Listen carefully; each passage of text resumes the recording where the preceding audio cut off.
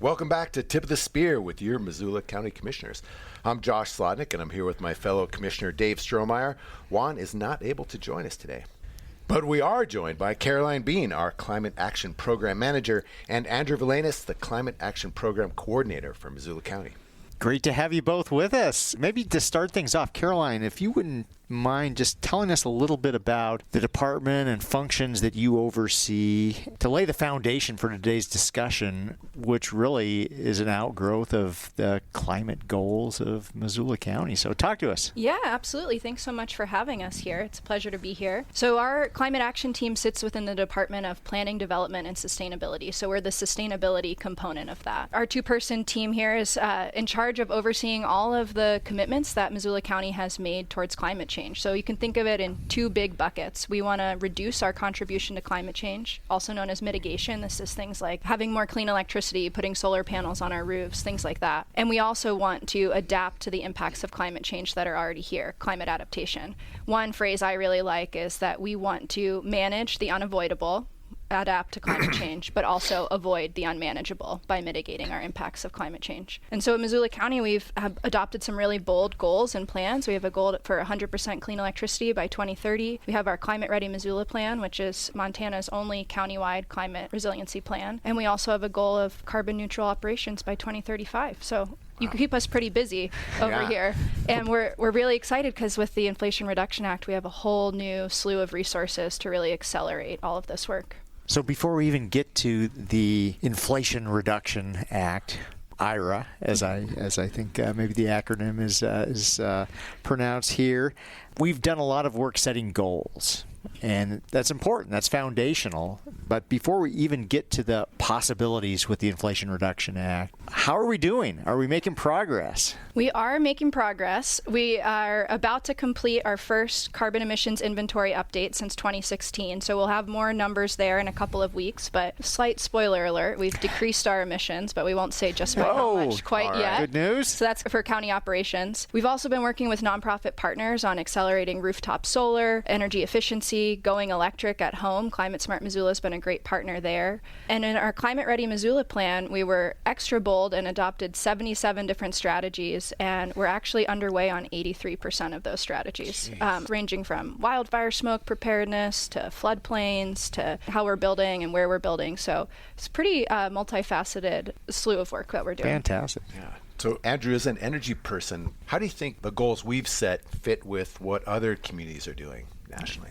Yeah, and Josh, thanks again for having us on. So we're seeing these trends nationally. I mean, I think there was a lot of push around just the energy transition and the transition we're seeing across the country and really across the world. And so I think this aligns with that. We're seeing more people focused on the development of renewable energy, energy conservation, energy efficiency, from appliances to insulation to the non-sexy stuff like windows and doors and lighting. It's just a more efficient, effective way to use our energy. And you can kind of depoliticize it in that way. Everybody loves saving money, and that's what a lot of, I think, the base level of the energy transition is. How are we using the grid and the energy use in our homes and businesses more effectively and more efficiently so that we can continue living our American lives in the comfort that we enjoy, but do so while saving a lot of money, which is normally, everybody can get behind that. That's great. Well, let's just dive into it. Inflation Reduction Act, that title does not engender a sense of resiliency or climate action, but apparently there's a lot in here that will help further our goals, either as local government,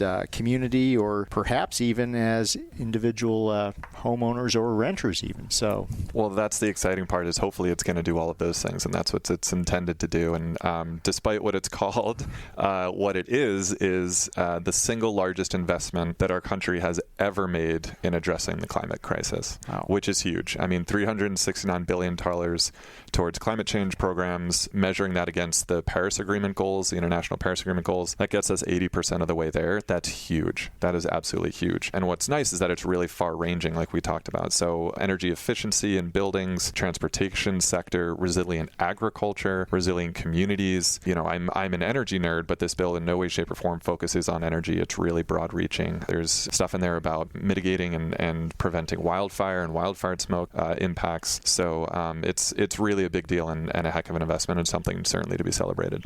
We're ready to celebrate.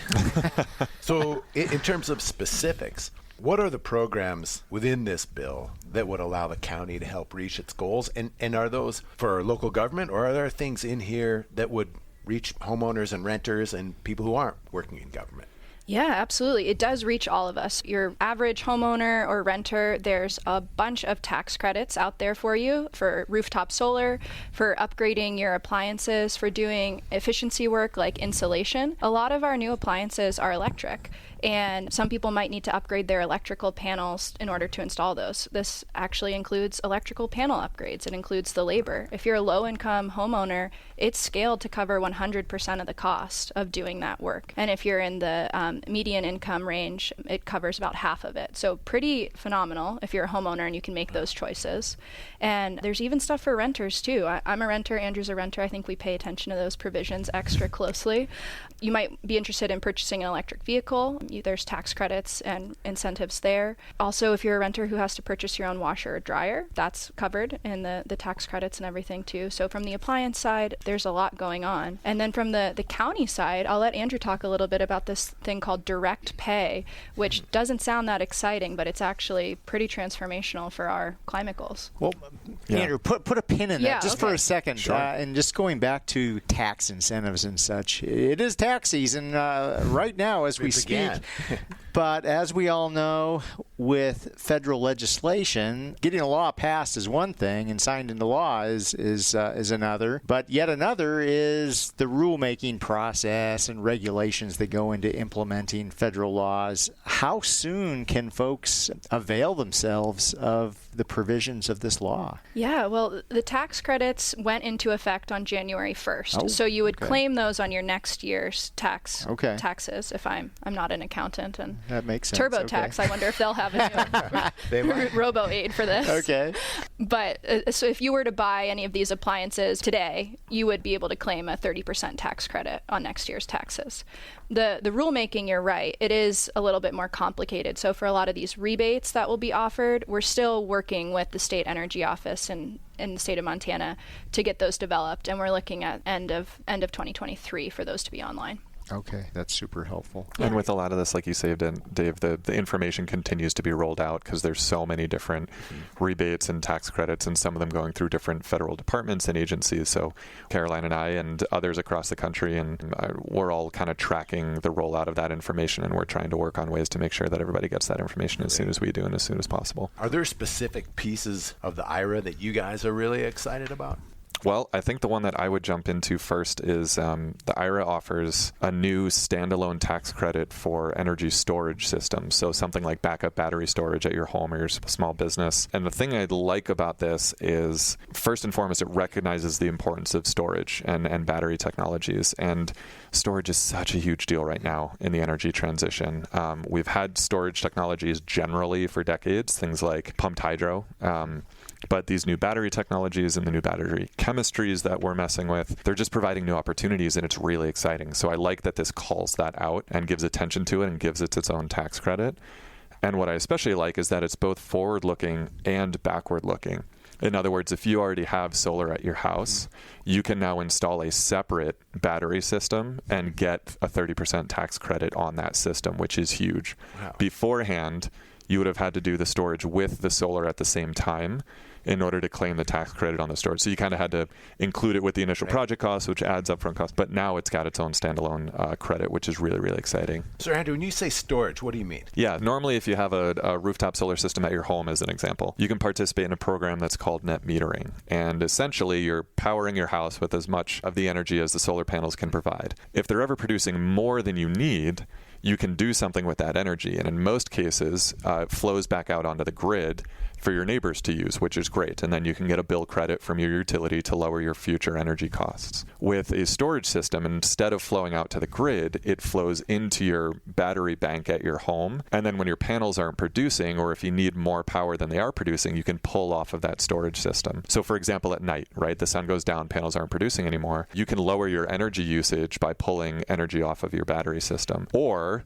in certain cases, if it's wired correctly and done safely, you can use that backup storage system during a power outage so that you can maintain power to, normally people do what they call kind of critical loads. So, your refrigerator, medical equipment, heat, things like that in the case of an outage. Wired correctly and done safely. Remember that. Pull a permit. Always important. Yeah. So I guess just to follow on that just a bit more, with today's technology, how long will batteries stay charged? That's also going to depend largely on how you use your energy. So when people ask me about energy storage, I always talk to them about it in terms of a big vat of water. So say you've got a rain barrel. Well, that water can last you forever if you're just trickling out energy little by little. But if you really open that hose and blast all of the water out because you need to water your entire garden, well, it's going to go through it quicker. So I always hesitate to say how many hours. What we're seeing at some of the larger scale is at kind of maximum output. We're seeing a lot of 4, 6, 8 hour storage, but that's like grid level. They're pulling all the energy they can out of the batteries all at once. So if you hook something up at your home and do kind of critical loads, which your solar professional can help you do, you could make it last a while for sure. Interesting. So say this is a broad, guesswork question here. Yeah. A typical home in Missoula, let's say they had solar panels on the south side of their roof and they're making a dent into their electrical bills on a sunny day. If they wanted to get into storage, what kind of cost do you think they'd be looking at? You asked me the one question I didn't prep before the webinar. No, it's okay. It really depends so much on what's available right now and what size of a system. And I normally hesitate to give people dollar amounts. Normally a range might be a little more reasonable, but honestly, the market has changed a lot. And I think with the IRA coming out, it's changing even more. And there's issues going on with supply chain. So it's hard to give a range right now. Okay. But what I can say is that the solar professionals, who are a lot of the folks who are doing the installations of battery storage now at people's homes, they're all tracking that stuff very intensely. I've had a couple installers tell me actually recently that they pretty much don't sell solar systems without backup storage now. It's that ubiquitous. Wow. So they're the ones to talk to. And the Missoula market is fortunate. We have a ton of great solar professionals that serve the county and the surrounding areas. So the answer is to anybody who's listening, call your solar professional. Call your solar professional, absolutely. Great. Yep. Okay, thanks. Well, earlier I mentioned for you to put a pin in something, and I cannot remember what it was. Direct pay. It's the direct pay, yeah. Yeah, okay. Yeah. The other exciting provision that we wanted to talk about. So the other cool thing about the IRA is that it has this provision, this new thing called direct pay. And in essence, it allows tax-exempt entities who normally can't claim all of these wonderful tax credits that are in this bill, it allows them to claim those. Now, we don't have the details quite yet on the mechanics of how that's going to work, but if you can imagine things like schools, libraries, local governments absolutely can now claim tax credits. So before, I used to work for a nonprofit that worked in solar advocacy, and I would get calls weekly from schools and nonprofits and local governments who were saying, hey, is there any help to claim these tax credits because, our margins are a little lower, and we really want access to these things. And the answer was no. It was just a flat no. It was even, maybe we can look over here, look over there. It was just a no. And with this provision, now we can do that, which completely changes the game. It's huge. And I think with this provision as well, you asked what can a homeowner or renter do? It's great to get your own home in order, and that's wonderful. But if you belong to organizations where you think, hey, they have a great south-facing roof, like my church could be a great place for solar, I'm going to guess they haven't heard of the direct pay provision yet. So you could bring that up to them. You could talk to them and see, is there an option here for us to put solar on our roof? Get your local organizations involved, and we could really make this ripple out even further. Wow, that's great. Yeah. So for a local government, if we were to take advantage of direct pay, what does that mean? How would we get reimbursed for some of the money we spend? Yeah, so that's part of the mechanism part that we're still waiting to get specific guidance from the IRS about. But effectively, it should look like the equivalent of a tax rebate. So in other words, normally if you claim this, you would offset your tax liability with the credit. So you would just pay less taxes. Right.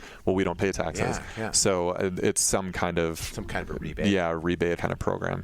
Whether you're a homeowner or a renter, us sitting here in local government, what's the best way to keep informed on how these programs are kind of rolling out? Maybe what role might Missoula County be helping with disseminating this information? Yeah, absolutely. There is a lot of information to wade through, and it can feel pretty overwhelming at first blush. So I would say first go to rewiringamerica.org. It's a national website, a nonprofit website.